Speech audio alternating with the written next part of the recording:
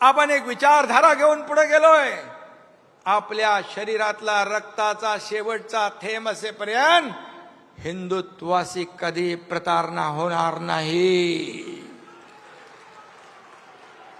हिंदुत्वाशी कधी तडजोड होणार नाही.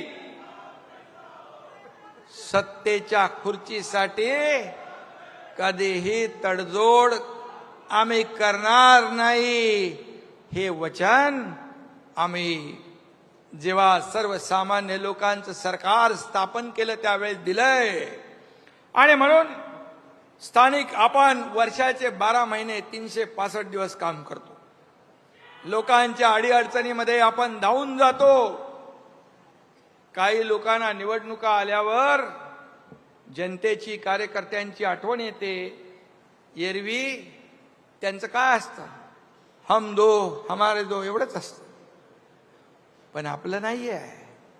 आपलं अख्खा महाराष्ट्र आपलं आहे. महाराष्ट्रातली जनता आपली आहे. आणि म्हणून आता निवडणुकांचं वारं फिरायला लागल्यावर यांना हिंदुत्व आठवतंय, यांना मराठी माणूस आठवतोय. परंतु ज्यांनी विश्वासघात केला, ज्याने लाचारी केली, ज्याने मतदारांची बेईमानी केली, ते मतदार तुम्हाला या निवडणुकीत सुद्धा वाऱ्यालाही फिरकू देणार नाहीत. तुम्हाला तुमची जागा दाखवल्याशिवाय राहणार नाहीत. आता आहे ना मराठी माणूस आठवेल.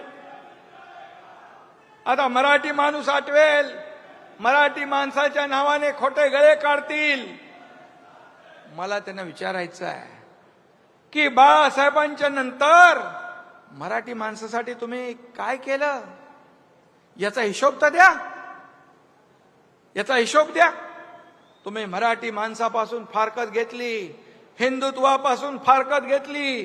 तुमच्या नाकर्तेपणामुळेच मुंबईतला मराठी माणूस हद्दपार झाला. मुंबईच्या बाहेर गेला, नाला सोपाराला गेला, इकडे बदलापूरला गेला, वसई विरारला गेला. हे पाप तुमचं आहे.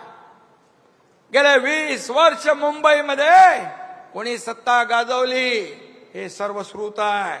आणि म्हणून आता म्हणतात आम्ही हिंदुत्व सोडलं नाही म्हणता. मला सांगा, हिंदुत्व सोडलं नाही.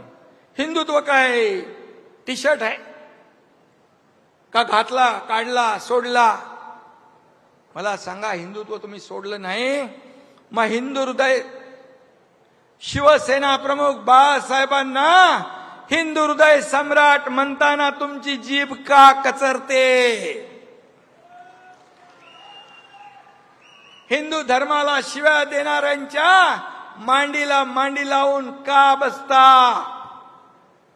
स्वातंत्र्यवीर सावरकरांचा अपमान करणाऱ्यांच्या गळ्यात गळे का घालता? प्रचार सभांमध्ये पाकिस्तानचे झेंडे का मिरवता? बॉम्बस्फोटातला आरोपी तुमच्या रॅलीमध्ये काय करतो? आणि त्याचबरोबर दहशतवादी याकूब मेमनची कबर का सजवली? हा माझा सवाल आहे. आणि त्याचबरोबर जेव्हा पीएफआय का काहीतरी संघटना त्याचं पेव फुटलं, त्या पीएफआय म्हणजे देशद्रोही संघटनेच्या बरोबर तुम्ही राष्ट्रभक्त आरएसएसची तुलना करता, त्यांना शिव्या घालता. हे कुठलं हिंदुत्व आहे? हे कुठलं हिंदुत्व आहे? आणि म्हणून त्यांचं कधी सोयीचं आहे, कधी धरायचं, कधी सोडायचं, असं नाही चालत. जनता सुज्ञ आहे. तुम्ही धरायचं सोडायचं, धरायचं सोडायचं केल्यामुळे या महाराष्ट्रातल्या जनतेने तुम्हाला विधानसभेत तुमची जागा दाखवली. 20 जागांवर तुम्हाला आणलं. त्या 7, 8, 10 जागा देखील ज्या तुमच्या आल्या त्या देखील अतिशय कमी मताने आल्या. आणि ज्या बाकी आल्या त्या काँग्रेसच्या मेहरबानीमुळे आल्या. बॉम्बस्फोटातल्या आरोपीला घेऊन फिरता. आणि मगाशी मी म्हटलं, राष्ट्रभक्त, देशभक्त आरएसएस यांना टोमणे मारता. अरे मी काल बघितलं अहमदाबादमध्ये पण त्या विमान दुर्घटनेमध्ये ते लोक होते पुढे मदतीला.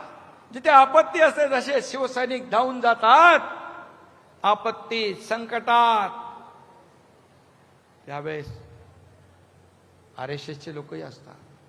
मी कुणाशी तुलना करताय? देशद्रोह्यांची तुलना देशभक्तांशी. हे तुमचं हिंदुत्व आहे. राम भक्तांना हरामखोर म्हणणारे कोण? हनुमान चालीसामध्ये जेलमध्ये घालणारे कोण? सगळं झालं, सगळं करून वरून म्हणतात आम्ही हिंदुत्व सोडलं नाही. मग हनुमान चालीसा म्हणणाऱ्याला जेलमध्ये टाकलं, त्यावेळी तुमचं हिंदुत्व कुठं गेलं होतं? ही सगळी उदाहरणं मी जी दिली, हे सगळं करताना तुमचं हिंदुत्व कुठं गेलं होतं? तेव्हा हिंदुत्व आठवलं नाही. आणि म्हणून हिंदू हृदय सम्राट बाळासाहेबांचं स्वप्न होतं की अयोध्येत राम मंदिर बांधा आणि काश्मीरचं 370 कलम हटवा. बाळासाहेब म्हणायचे मला एक दिवस प्रधानमंत्री बनवा, ही दोन्ही कामं मी करेन. मग ही दोन्ही कामं कोणी केली? या देशाचे प्रधानमंत्री नरेंद्र मोदीजी आणि गृहमंत्री अमित शहा यांनी केली. मग बाळासाहेबांचं स्वप्न साकार करणाऱ्यांना शिव्या, आणि बाळासाहेबांनी ज्या काँग्रेसला कायम दूर ठेवलं त्यांच्या नावाने तुम्ही गाणार ओव्या. हे कसलं हिंदुत्व आहे? हे काय? हे काय? म्हणजे काहीतरी बोला, त्याला काहीतरी हे असलं पाहिजे. आणि म्हणून हिंदुत्व हा शिवसेनेचा आत्मा आहे आणि मराठी हा आमचा श्वास आहे. राजकारण आणि मतांसाठी कधी आम्ही हिंदुत्व सोडणार नाही, कधी मराठीला अंतर देणार नाही. एवढा शब्द मी या ठिकाणी आपल्याला द्यायला आलोय. अरे आता मगाशी मला कोणीतरी सांगितलं की भाषणात म्हणाले मेळाव्यामध्ये कमॉन किल मी. इंग्लिश पिक्चर बघून आले असतं वाटतं. हा, सुट्टीला तिकडे गेले होते लंडनला, शंभूराज म्हणतायत. पण मला एकच सांगायचं आहे, मरे हुए को क्या मारना है? अरे महाराष्ट्रातल्या जनतेने विधानसभात तुमचा मुर्दा पाडलेलाच आहे. आणि म्हणाले मारायला आलात तर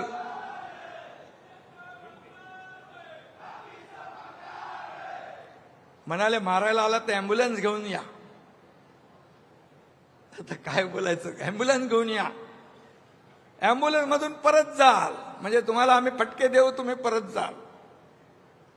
पण नुसताच करून शोर मनगटात येत नाही जोर. हे लक्षात ठेवा. वाघाचं कातड पांघरून लांडगा वाघ होत नाही. त्याला शेर का कलेजा लगता है आणि मनगटात जोर लागतो. नुसता तोंडाच्या वापा सोडून चालत नाही, त्याला मनगटात ताकद लागते. आणि तोंडात दम असून चालत नाही, तर मनगटात दम लागतो. तो या माझ्या शिवसैनिकांमध्ये आहे. आमच्या नादाला लागू नका तुम्ही.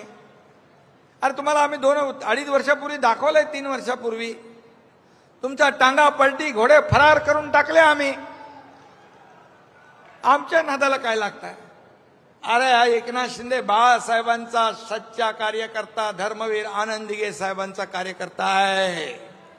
बाळासाहेबांनी भाषणात सांगितलंय, धर्मवीर आनंद दिघेंच्या तालमीतले लोक आहेत. हा एकनाथ आहे.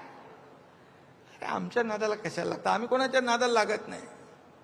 हम किसको छेड़ते नहीं, अगर हमें कोई छेड़ेगा तो हम छोड़ते नहीं.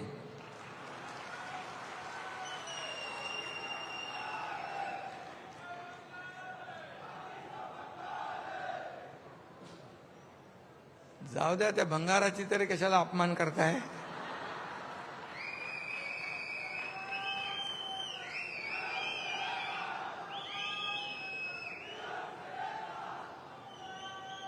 परवा पहलगाम गेल्या महिन्यात पाकड्यांनी आपल्या आया बहिणींचं कुंकू पुसलं,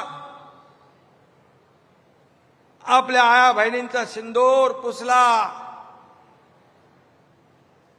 मराठी बहिणी इतर जातीच्या बहिणी होत्या, डोळ्यात देखत त्यांच्या कर्त्या पुरुषाला गोळ्या घालण्याचं पाप पाकड्यांनी केलं. आणि मग मराठी बहिणी महाराष्ट्रातले होते, आम्ही गेलो त्यांच्या घरी. त्याचं सांत्वन करायला गेलात तुम्ही?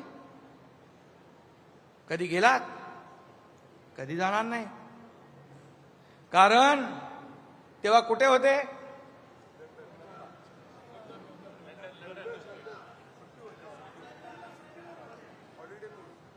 सुट्टी होती.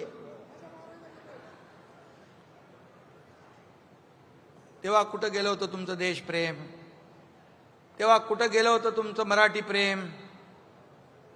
कुठं गेलं होतं बहिणींवरचं प्रेम? ऑपरेशन सिंदूर झालं, दहशतवाद्यांचे अड्डे भारतीय लष्कराने उद्ध्वस्त केले. फक्त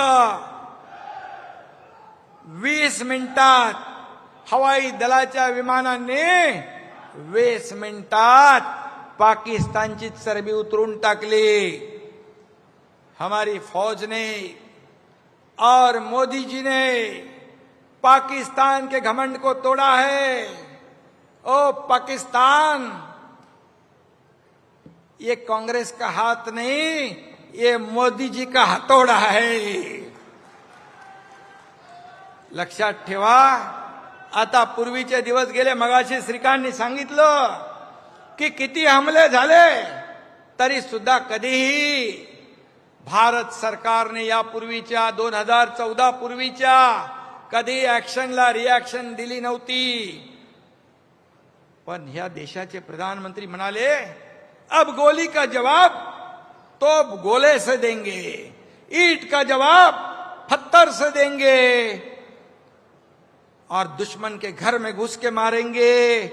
ही बोलायची हिम्मत कुठल्या प्रधानमंत्र्यांनी दाखवली मला सांगा? किती? आणि राहुल गांधी, काँग्रेस अशा प्रधानमंत्र्यांचा एकेरी उल्लेख करतात. त्यांच्यावर